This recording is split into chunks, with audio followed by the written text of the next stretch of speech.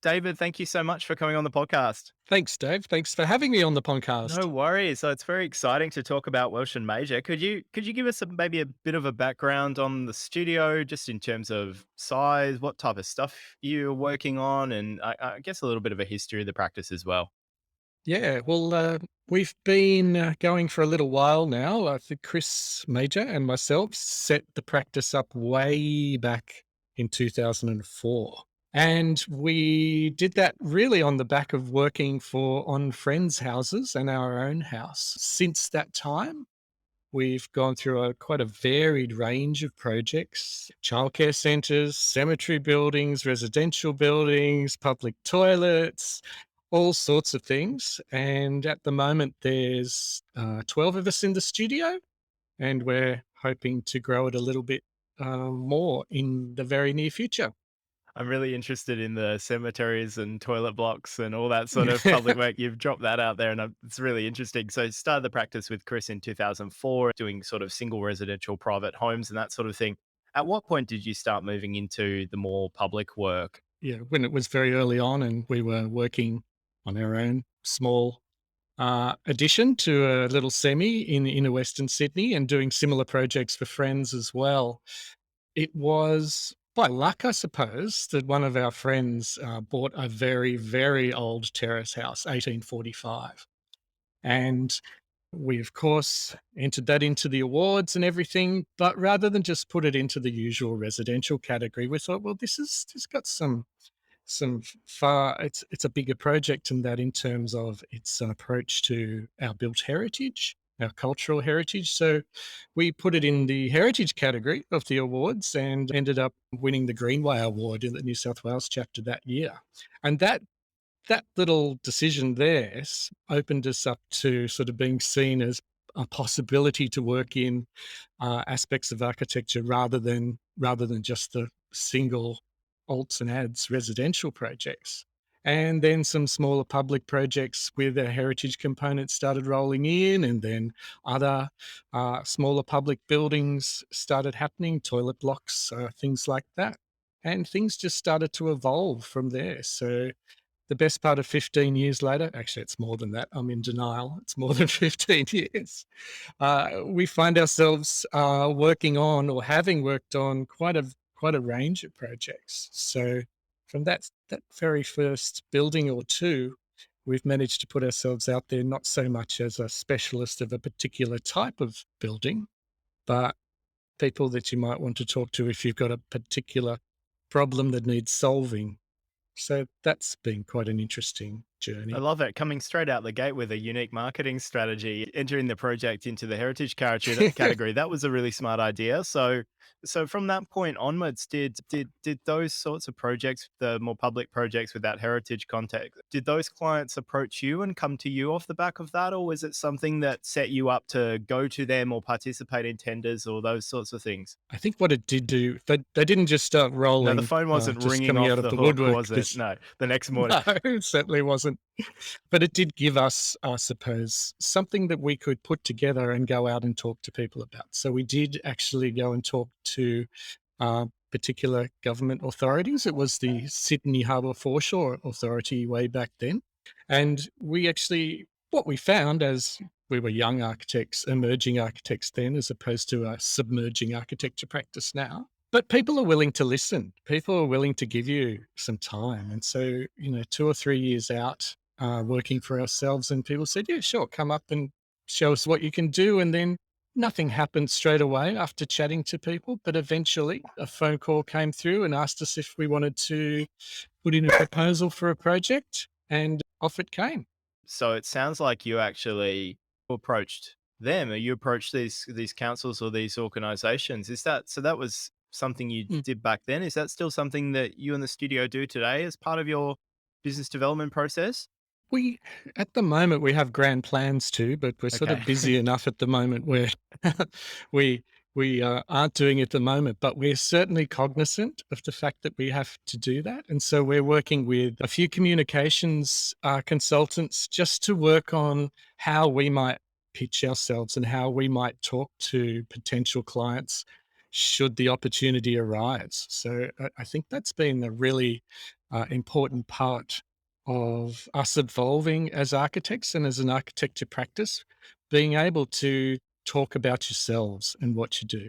This isn't something we were ever really very good at, but we've forced ourselves to do that. And I think even that very early meeting that I was mentioning before, that took us a lot of time to sort of get up the courage, I suppose, to go and do it. But ever since then, we've been cognizant of just keeping on working on talking about ourselves, which is not something that falls easily to us, but we can do it now. Yeah. I suppose when you're going to approach somebody like that or thinking about maybe making that first connection and you're building up the courage to do that, is the right approach to just sort of play it pretty straight and just say, "Hey, we're interested in kind of catching up and having a chat and, getting a sense of what you're doing and all that sort of stuff?" Or did you approach it maybe in the past in perhaps a more creative or sort of left field kind of way that you wanted to talk about something specific, or did you have any sort of interesting kind of way to stand out from, I guess, all of the people that are reaching out? I think just being upfront and honest about where we were as a practice. And I do think that people are very keen to see new practices come through and be involved in the conversation of our built environment. I think we had 3 projects, maybe 4 projects that we could have shown people back at that stage. And we just said, this is what we've done. This is what we can do. And I think more importantly, we said, this is what we're interested in doing as well. So we said that we want to work on bigger projects. We explained the complexities of what they were for the projects that we had done. And, as I said before, it didn't come off straight away, but we planted that seed in people's minds. And when an appropriate project came up, we got the phone call, we put in our proposal and it worked. And then so it just built up bit by bit. Each project grows the practice a little bit more. That's really great. And when you were talking about showing, you're having a few projects to show, do you mean show as in take people to the actual real buildings, or was it just show and talk about it in a more general sense? So here's our portfolio, that sort of No, thing. yeah, it's a pretty basic PowerPoint Okay. presentation, I think, was as I recall. So it was just we only had a few images of each project, so it wasn't a long meeting. Um, it was just showing maybe half a dozen uh, images and drawings, maybe a few more, and it was enough to garner an interest. And I think people like to know the people that they're dealing with as well. So once you sit in a room with people and you have that face to face, then there's a connection that's made. And that's important. I think in many respects that's more important than seeing a beautiful image without context on the internet. Uh, it makes it meaningful. It makes it something that can be built on and something that's workable. I think that's a really important thing to reiterate, that making that connection in whatever way is, I suppose, the paramount to moving any practice forward. No matter how good your images are, they've got to be backed up by other things as well. Yeah, absolutely. So that's kind of the public side, and I guess I'd love to get your sort of insights on that process a little bit in terms of that private side. Some of the things that can kind of help with that target audience. Yeah, I think it's just getting a few of your projects, no matter what kind they are, out there in the public realm. So people see something about a particular project that they like and they go, "Oh, okay, that's worth remembering." And then if you sort of crop up again a second time, then that helps again. If there's a little article that appears on a particular project, I think it's a series of smaller things that once they sort of see you once or twice in whatever media, it's kind of clicks and they go, "Oh, okay, what about these guys?" So being having a sort of as regular a presence as possible is I think something that's really helpful. That's not easy necessarily when you're starting out and you only have 1 or 2 projects, but I think there's different aspects of particular projects. There's not just one thing that you can look at. A particular example I'm thinking of at the moment is we work quite closely with lots of consultants, but especially landscape architects, for example. So one particular project, it's had a life out there just looking at the building, and now it's reappearing now in a sort of second time as the garden's grown up and become quite lush and lovely. So it's reappearing again, and suddenly there's a project that's out there again with us associated with it, and that's something that clicks again with people, I think. And it all adds up to a kind of aggregate that eventually someone might pick up the phone or send you an email and say, "Would you be interested in looking at our project?" That's a very PR strategy in terms of the many different angles and different stories that can kind of spin from one project and these different things. So Yeah, is that's obviously something that I think often gets brought up in terms of having a mix of types of projects in a studio. Part of the benefit of that is that you've got big and small, different sort of genres, if you want to call it, different timelines. So, smaller things that fill in the gaps more regularly. Then you've got these big things that take a little bit longer time to develop. But and that can be healthy for making sure that you've got that consistency of being out there in the public realm, as you said, right? That's yeah. something that is very, as you pointed out, very tricky to do in the beginning, isn't it? But it sounds like in terms of your story and Chris's story with the studio, that initially awards were a big step up in terms of helping to have that project break through. I guess looking over the years of your studio entering awards, winning awards, shortlisted for awards today, and then earlier on, do you think that maybe those awards were helpful in getting your work out there, probably more so in the beginning, or do you feel that at all stages they've had a similar kind of benefit as you've gone along? I think it's always beneficial, but particularly when you're starting out, because at least in our instance, we didn't know the processes, the mechanisms, we didn't know any who to talk to. So I suppose the structure was there in the awards process to enter, and I suppose cross your fingers, hope that the judges see something that they like, and I do think myself now, having been on many different juries across different types of awards processes, judges, no matter whether they're architects, interior designers, journalists, they're looking for new people. They're looking for new work. So I think the awards process is a really good springboard to introduce yourself to a wider audience. And yeah, I think it was a perfect first start for us. And we didn't get lucky the first time with the first project we entered in. It was I think the second or the third one that got anywhere. But then it was very helpful to sort of move up from that. So you meet the jury and you meet the journalist who might have been on the jury, and so you've suddenly got yourself in the mind of that person, and then the awards are published and they do all that sort of thing, and other people see it, and someone might get on the phone from the, I don't know, the Age or the Herald or something like that, and they want to do a story. They've got a particular angle. Journalists generally have an idea of the story they want to write before they approach you, and then if there's something that they've seen in your awards entry, then they can take it and take it off on another different tangent as well. So it all builds slowly. But to come back to your question, I think the awards process is a great thing to get started with. Yeah, interesting. In terms of, I guess, going back to the angles a little bit, or this idea of a project having different dimensions to it, editors and journalists having their own take on it. And later on, we're going to talk about your sort of experiences as a writer, yourself writing about architecture. But I guess in terms of you putting out your projects and then it's interpreted in all of these different ways by different types of publications and things like that, with your experience, do you try to get ahead of that a little bit or anticipate what's going to happen with the angle that might be taken on a project in the that when you're getting to that point where you're about to release it or you're writing your project description or that sort of thing? Or do you just try and give a very kind of objective, here's all the information about the project, have at it? I think we try to set out as many different components or aspects of a project that we can. We try to tell a story, and I think telling a story, whether it's about yourself or the client or the practice or the location of the building, is very, very important.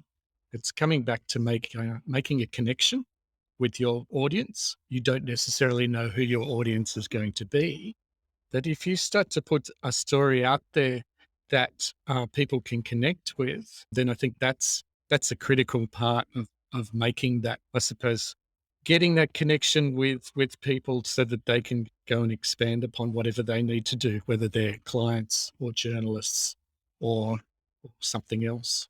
So we're always, I suppose, honest in putting as much stuff out there, but we're definitely trying to create a narrative with everything that we put out there. It'd be good if we could kind of pick apart that creating a narrative or a story a little bit, because it's something that with your experience is pretty probably pretty easy to do because you've done it so many times. And but I guess it's something that maybe some architects that are listening might struggle with a little bit to think about. How do you sort of find that narrative or uncover that story, the story behind the story, what's going on in the project? You mentioned the client or the architect, but what would maybe be an example, or is there anything that comes to mind that you could refer to in terms of how you were able to tease a story out of a project and a narrative, and then use that to help promote the project? Yeah. And I think most projects, let's say every project, has an interesting story of some sort to tell. And that's not necessarily to say that it's interesting to everyone, but I'll say this is kind of an obvious one, but our hat factory project, which was being published a bit in the last few years, the story that people were engaging with was the history of the building. I think almost more so than the architecture that we overlaid to the original. So just in 2 sentences, just, listing as many different things that we could garner as to what the building was, it was a hat factory, even though well, actually, it's called the Hat Factory, but we've actually found no evidence to suggest that actually hats were made there at any stage. But other things, it had been a mechanics, it had been a fantastic, apparently, squatters who had lived there for 20 or 30 years had some fantastic parties. So you can start in 2 sentences, just talk about the way that this house started as this building started as a hat factory, became a mechanics place. There's been fires there, there's been parties, and you start to, I suppose, create this story around the building that people sort of just stop and go, oh, okay, that's interesting. I might read the second sentence to this particular story or whatever entry on a website. And, just open the door to people, and then hopefully you'll get some people who will walk through and follow things down a little bit. But I think, any if well, that's a pretty obvious That one, and it that did have a that one's history. yeah, that's a real You're not always blessed with that, I suppose, yeah. necessarily. But another one where, with the it was working in a conservation area, and there's a lot of Marseille terracotta roof tiles as part of the palette of this garden suburb. And we called the project "A House with Tiles" on it. Not particularly interestingly, but it it started people thinking, well, what is that? What is a house with tiles on it? And then we started talking about the idea of stitching streetscapes back together. We started talking about the way that the materials have been used for a long time in this particular area. So just little snippets that just get people interested in small ways. And as I said before, hopefully get them through the door and get them interested in more detail about what you're doing. Yeah, that's interesting. So you've got sort of these little threads. There's a story of the materials, this bigger picture story that's larger than the project, or it sort of comes before the project, and then you're talking about stitching streets back together. And when you're saying it, I'm thinking, oh, how did they get torn apart? They start asking these kinds of questions. What happened with these streets? So it's Mm, interesting that you're choosing maybe elements from the project that there's maybe a bigger picture or a story that extends beyond the project that you're kind of tying it into a little bit or suggesting at. yeah. And I think stories are important. And I think often as architects, we can forget that because many of us are more visual people rather than words people. But I'll perhaps put it out there and suggest that most people are more word oriented people than visually oriented people. And so just having that story and that narrative is really important to, I suppose, to make yourself interesting to people, to make people think, I might look a bit further into this organization. I might want to meet these people. Yeah, the words and the stories are important. I wonder if having interesting stories to tell gives you a bit of a competitive advantage in a very visually oriented market, as you're sort of saying. Earlier when you were talking about getting your projects out there regularly and building up this sort of brand awareness and people seeing your work a few times over time. When you were bringing that up, I was sort of thinking, oh, they're seeing you, but they're also seeing lots and lots of other architects too. And I was thinking it must be it's sometimes difficult from the client's perspective to like what draws you towards a particular practice that makes you reach out to them. Yeah, absolutely. I think we, and I suppose nearly all architects are sort of struggling with how to put their identity as designers out there. And having worked on a lot of different projects, well, we didn't think we had a house style, for want of a better term. And so we're just trying to, put the words together. And this was in particular relation to the website. We're trying to describe ourselves and our approach, which is a not uncommon thing to do. And we started talking about ourselves as a modern-ish practice, trying to describe how we have modernist sensibilities in some respects, but not necessarily. We would by, by no means call ourselves modernists, I suppose. And it's interesting that quite a few people, when they did end up talking to us, came back to that one word, that word modernish. It's not even a word.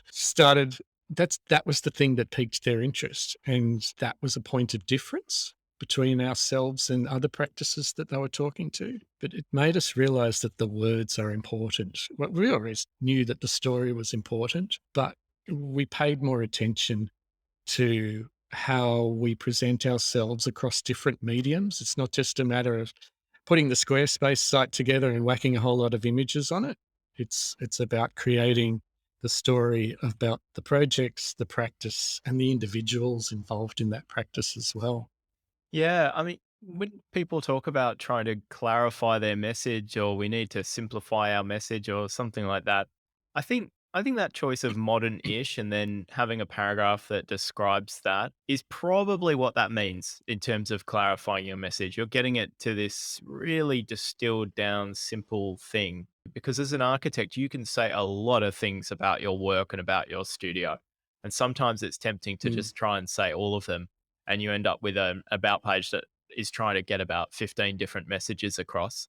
And it can be tough to prioritize yeah. and simplify it down to the point where you can capture what your brand is about and have people coming to you and saying, oh, that really stood out to me and resonated with me. What made you confident that that was the message to put out there? I think how we ended up with that word, I can't quite really remember, but getting the feedback that we did made us realize, and this is something that yourself and many other people have said to architects before, to have that Welsh and Major are an award-winning multidisciplinary design-oriented practice start to the words on their website, which we did too. We had that, I think, almost exactly that. We didn't know what else to put on there. So when we started writing and we got this feedback, it wasn't like us finding out something new, but it did give us clarification that we have to pay attention to how we talk about ourselves and just be honest about what you do. Don't try and make yourselves bigger than you are necessarily, because what you're really doing is just diluting the story so that you're not really relevant to anything. So, whilst we weren't being particular about any type of project or typology, we did realize that creating a story, no matter what it was something that gave people something that they could hook into, that they could think about. And if it worked for them, maybe think about getting in contact with us. It's not for everyone. You can't be a universal designer. I don't think you can appeal to everyone. So just be true to what you want to do, and it's a big enough world. Someone will find you eventually, and luckily, it's worked out. Yeah, in terms of modern-ish, when I'm thinking about that statement and thinking about that way of positioning your brand, it has a little, maybe an element of challenging the status quo. Maybe there's a little bit of rebelliousness about it. But it's interesting that your approach was to almost give that group of people that shared a similar view of architecture to you, to give them maybe a bit of a title that they could use to describe themselves in a way and go, yep, that's it. That's me. I fit with that sort of description. Yeah, I think when we're talking residential clients are here, I Mm, think here in particular, you think about the amount of work, like good work that's being published out there, and it's changing daily. And the websites that we all love to go back and have a look at every couple of days. There's hundreds of good projects that are being published every day. So it's would be really confusing if you're trying to think of who you might want to work with on your project. I mean, there's the obvious things like you might narrow it down to there's a particular, their particular area, particular part of the world that you live in. That kind of cuts out a lot of people, I suppose, but not all. You might have a few things that you're looking at in particular, a particular material or a particular type of structure. So you might narrow it down again, but inevitably, or almost inevitably, any potential client's probably talking to 3 or 4 different architects. If they don't know any architects, then they're coming in cold. And so how do you sort of make that final decision or get that sort of little bit extra to actually give them a call? I think the words are important, and most people will respond to words as well as images. It's almost easier to respond to words, I mm. think, in many respects. So if you can have something like a description or a particular aspect of your work that you can make into 3 or 4 words into a line, quite succinct, I think that's almost more important in many respects than that wow image.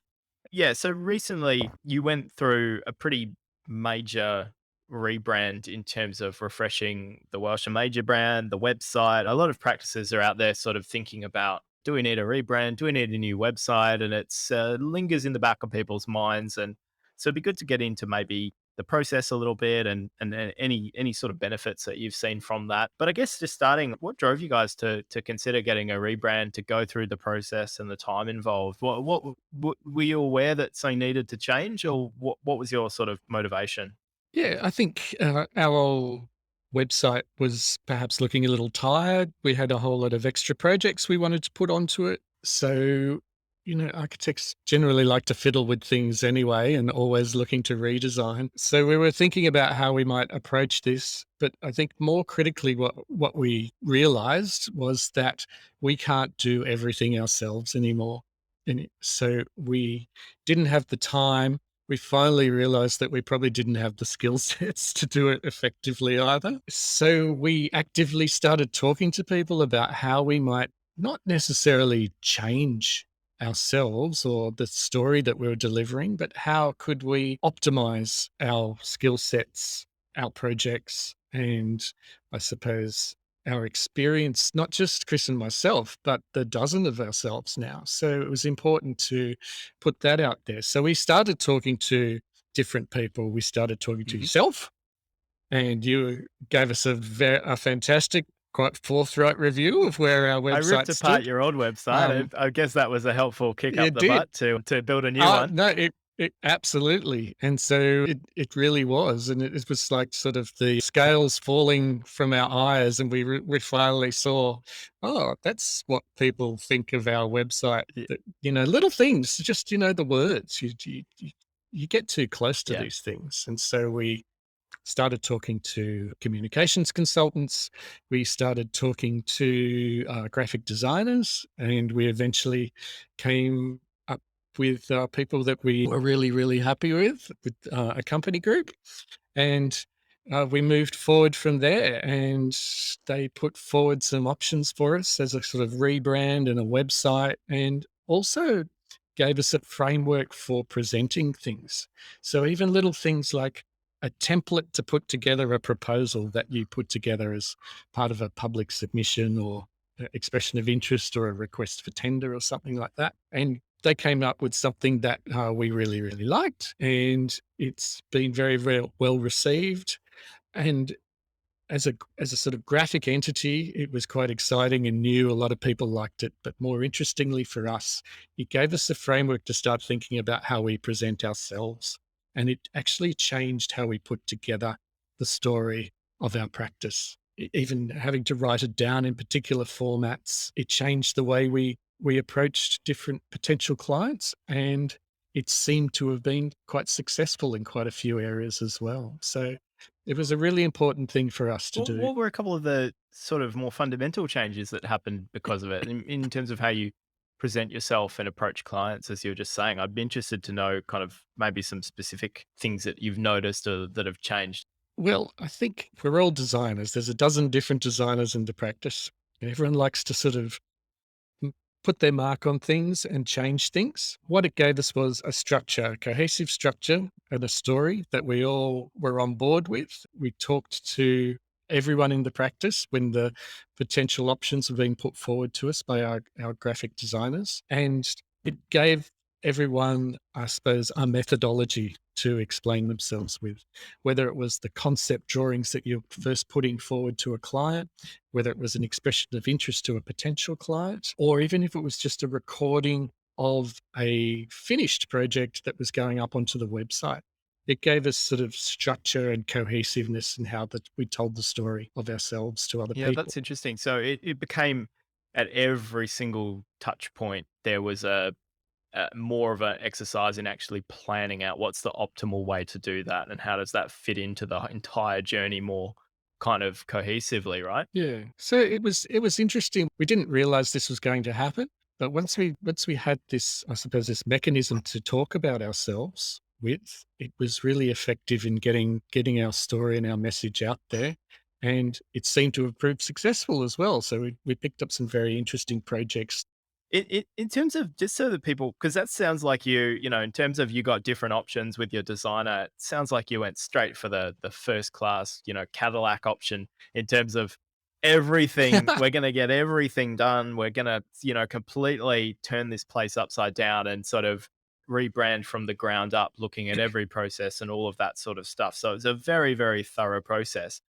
Just to give a rough idea for people that might be thinking their practice has reached that stage, can we have a really loose idea of what this sort of rebranding process cost and maybe the elements, if you feel comfortable? Just giving an idea, just in very, very loose terms, to give people an idea of what that top end, top to bottom sort of branding looks like and what to maybe aspire to one day for their practice. Yeah, we haven't gone top to bottom. We were given the different options on how far to take it. And we, of course, wanted the Rolls Royce option, but we couldn't afford it all straight away. But so we took most of it on board, I think. We got stuck into most of it, and other components we will do soon, hopefully, if everything goes to plan. But it's probably it could be anything depending on who you're working with for like a $20 to $50,000 Mhm. exercise, and you think, oh, that's too expensive, that's nuts. But if you put it into context of if this gives you one project, if this brings you one project in, that's probably, that's the fees for one or two projects Yep. or half a project Yeah. depends. But if it brings you two or three projects in or helps you to, then it's starting to Yeah. make you money. And we were talking earlier about how hard it is to find a point of difference, right? So branding becomes a point of difference as well because it is, you know, it is a challenging process to get right. And yeah, it definitely sets you apart from the other maybe 4 or 5 architects that people are considering. But you mentioned there that you had broken it into different phases and that there might be other elements to it that are potentially coming down the track. So what did you sort of prioritize? Well, we already know what you prioritize first in terms of the website and some of those more client facing sales and communication, you know, documents and stuff like that. What are the elements that maybe haven't been done yet, or what are you planning to do in the future when the budget's together for those elements? Yeah. What sort of ideas are there? I think there's a whole lot of different, I suppose, collateral that could be added to the mix that we could do. Expanding the scope of the website a little. I mean, video content's becoming more and more important to people and how they get their stories across at the moment. And I suppose that's been a relatively quick metamorphosis. I mean, it was fine to have just a good solid set of images Mm. a year ago, maybe. I'm feeling I might be a bit late to it. But all of a sudden, no video content is more important as you try to capture. capture the interest of the people out there. So being more flexible to take on that sort of content, I think, is important. Yeah, there's a lot of, I suppose, add-ons that we could look at, but I think the first thing was let's call it the rebranding. There was a graphic identity that came with that. That's important and interesting in itself. But what it did was it made us go through the process of identifying what we were good at and not so good at. And that was done through the eyes of a third party as well. And so that's an interesting journey to go on. It was a little bit confronting in some areas that this was how we presented to people, and we thought, "Oh, no, that's not us." But on reflection, yes, it was. So we realized that the identity that we're now putting forward isn't to everyone's taste, but we never will be, you know. But I think we're comfortable with how we're sort of putting ourselves out in the world at the moment, and it gives us room to expand into other things in the future should that Yeah, happen. and I'm always going to ask the difficult questions because you're so honest, David. So, in terms of the parts that you sort of realized or discovered were maybe more weaknesses in terms of what you were putting out there as a brand, like just what have been what sort of things did you feel that were maybe not your strengths or previously were not were not really helping? Think what we weren't very good at was we want to work on all sorts of different projects. And in doing that, I think our message became a little bit insipid. It was sort of like, the Yeah, award-winning design-oriented practice kind of thing. But seeing ourselves through the third party made us identify the good things that we had done and the good things that we were doing, and gave us the confidence to put those things forward and also put ourselves forward. Like suddenly we're having to put pictures of ourselves on our website as well. That's that's terrifying. I hate looking at those images, but of myself, everyone yeah, else is fantastic. But it's a thing that we deliberately didn't do before, and suddenly it's obvious. People want to know who they're potentially talking to or working with. And so just put a photo yeah. out there.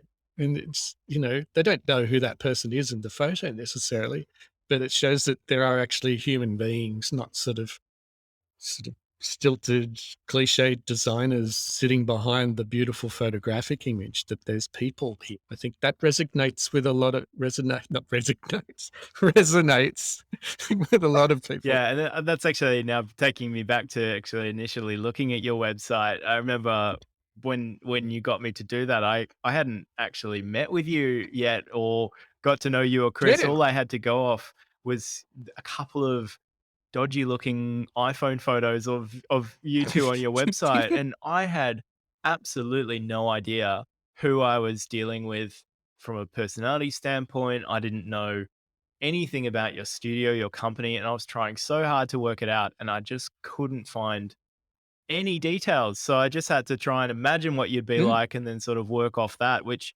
is a good thing when you're reviewing a website when you're trying to be that in the shoes of the potential client. But bloody hell, it was really difficult. But it's night and day now with your website. You get such a stronger sense of who are these people, what are they like, what's their personality, what does their studio feel like. You get such a better read on you as a company now. Yeah, it seems that we're still not 100% happy with our website. We'll Yeah, always keep wanting to change things, but it seems so obvious now that if you're going to, spend a lot of time and money with these people, with these architects, and it's hard to pick up the phone and talk to these people if you don't know anything about them. So it's just a simple thing, just making it a little bit easier by being able to picture these are the people we're talking to. It's a simple thing, and it was such a difficult thing in our heads for so long. I'm interested in talking about this other really interesting side of your career, and that's as an architectural writer. And I sort of discovered your architectural writing as this process I went through. I wanted to create a sort of a data analysis of all of the major architecture magazines and who were the photographers and how many architects were getting published in which magazines. I was just trying to collect some data.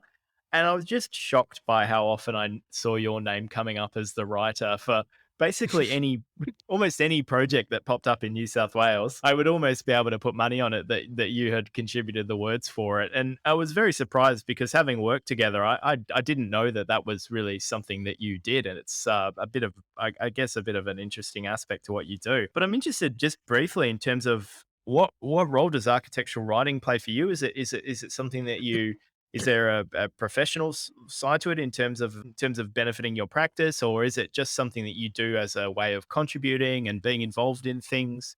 I guess tell us a little bit more about the writing side of your work life. Yeah, the answer is yes to all of those things you mentioned. It's something that I just love to do to start with. If nothing else, I get to have a sticky beak at other people's projects, so I get to go and look at things. But I think it's also I really enjoy the process of sitting down and thinking about what's important about architecture and about these particular architects' work, and also how it might be presented to other people as well. I'm thinking about how would I best explain this particular project to a layperson in 800 words. So the photography is there, but that extra connection, I think, in word form is important, and trying to distill what I think the architect's message is to a general audience. So it's generally the way I like to write about it is to understand the story, a backstory to sort of get people into the project, and then trying to work people, explain the project physically, to run people through the project and explain how things are working, describing in 3 dimensions how the project might work. And then there's various offshoots from that. But that's the kind of framework I set a story up with. If it's for someone like Architecture Australia, where it is an informed audience, where it is generally architects, it's different. But I think just giving someone the map, a word map to work through the photographs, I think is an important thing to do as a fellow architect, and also to sort of expand people's design knowledge, I suppose, as well. I don't know if they read the words necessarily. They might just look at the photos, but that's what I try to do.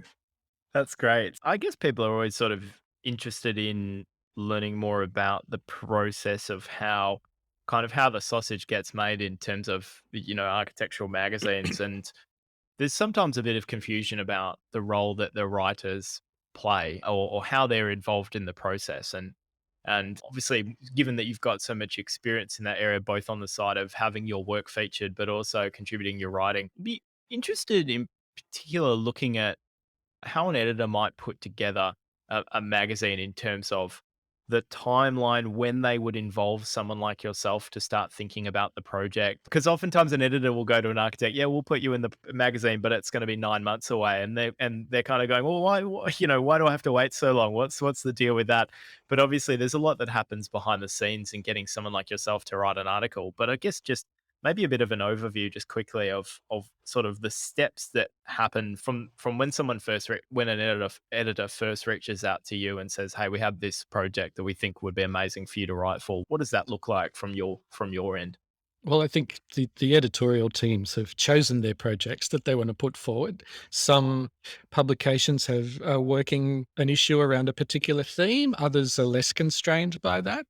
But once they've decided that they want to publish, then they'll consider who they might think is a good fit as a writer for that particular project. So if it's lucky enough that it's me, lucky enough for me, not necessarily for the architect involved, we get in touch. Always want to go and have a look at a project, just for even I always say a half hour, but it's never Mhm. half an hour, to get an understanding of how this particular work, this architecture is arranged. The photos are one thing, the drawings are another, but there's those hundreds of different kind of, I suppose, reactions that any individual experiences when they walk into any space. So a photograph or a drawing can't capture that. So I suppose that's where I see my role, is to try and bring some of the feeling into what you've experienced physically into in a building, into the writing.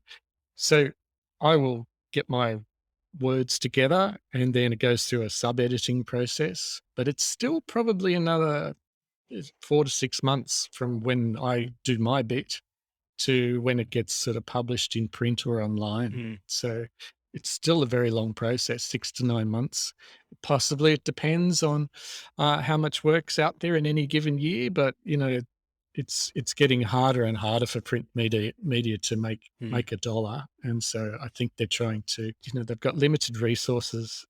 Good publications take time to put together, and yeah, it's a long way out. And I know too, as someone who's trying to get published in these publications, it's frustrating to sit there on your hands and wait before you see something in print. In terms of that process, having as a marketing consultant, having spent lots of time either sitting with clients putting together media kits and project descriptions and all that sort of stuff, or just having them spend lots of their time doing it. I sort of wonder sometimes, does that stuff get read the way that we think it does, or get used the way that we think it does? I'd be interested. I get the feeling that in your case, it's probably more gut instinct and showing up on site with your experience and just going, "Hey, look, I get this project, and maybe I'll ask some questions about it." But for you personally, when you're writing articles, do you ever refer to any of the kind of written material that the architect provides to the process? And do you do interviews and things like that? Or what does any of that stuff actually help? Or do you feel like it's maybe a bit unnecessary? It's not unnecessary at all. I think it's important, like in my case, Yep. support information. Yes, I always go and interview the architect, but I'm trying to get, firsthand, almost off the cuff, felt responses from the architect to inform how I might write a story. So to have that well considered press release architect statement as support is an important thing for a writer, because that tells you how the designer sees the project, what the priorities are. There might be something in the chat that we have on site that's missed. So I think it's important. It's part of putting the story of your work together. So it's not dismissed by any means, but in my instance, I try to not refer to it up front so I can make up my own mind.